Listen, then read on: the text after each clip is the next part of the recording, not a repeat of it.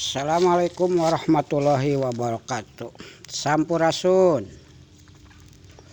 Alhamdulillah patepang deui sareng Bapa dina pangajaran bahasa Sunda biantara kelas 8 semester 1. Beberapa hal anu bakal ku Bapa ditepikeun dina pangajaran dan aya tujuan, aya materi, tujuan biantara, unsur biantara jeung sajabat. Ayo ngawitan bae kana tujuan pangajaran. Tujuan pangajaran dina dengetna siswa maham jeung bisa ngaidentifikasi teks biantara, nyusun teks biantara luyu jeung struktur teks tur aspek kabahasaan.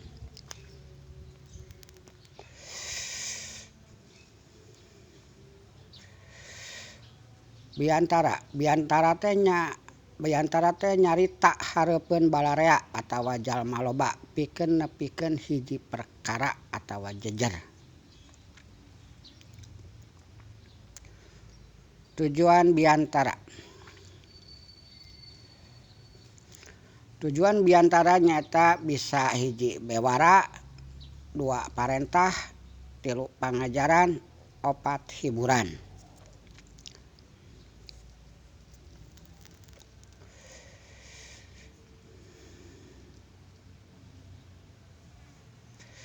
Sedangkan unsur dinu aya dina biantara nyaeta hiji basa nu digunakeun, kadua pandika nepikeun biantara, katilu jalma anu keur diajak komunikasi, kaopat wangun materi nu bakal ditepikeun.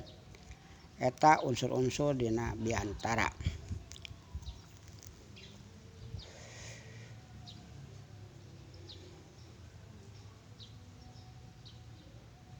Hal nu dititenan dina biantara. Hal-hal anu kudu dititenan dina biantara hiji eusi kudu luyu jeung acara. 2 pasemon, lentong jeung rengkuh kudu wajar tong dijieun-jieun. Materi ditepikeun ngaguluyur tur jelas. Waktu disadiakeun ku protokol.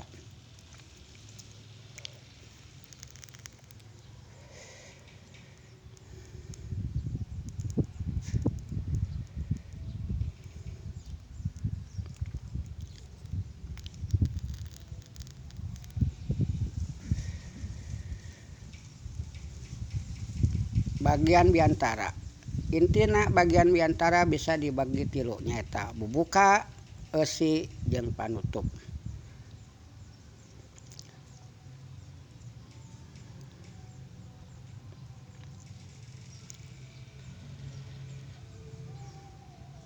Kacindekan pangajaran dinten ieu nyaeta biantara teh nyarita hareupeun balarea atawa jalma loba pikeun nepikeun hiji perkara atau jejer.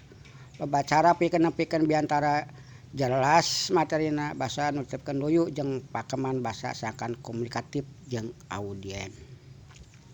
Jadi intina kudu komunikatif jeung audien.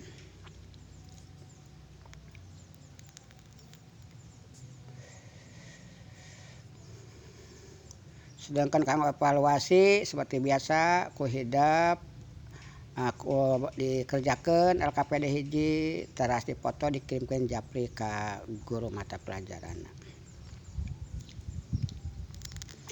Hatur nuhun sakitu pangajaran dinten ieu. Kade jaga jarak, make masker sareng kumbah leungeun.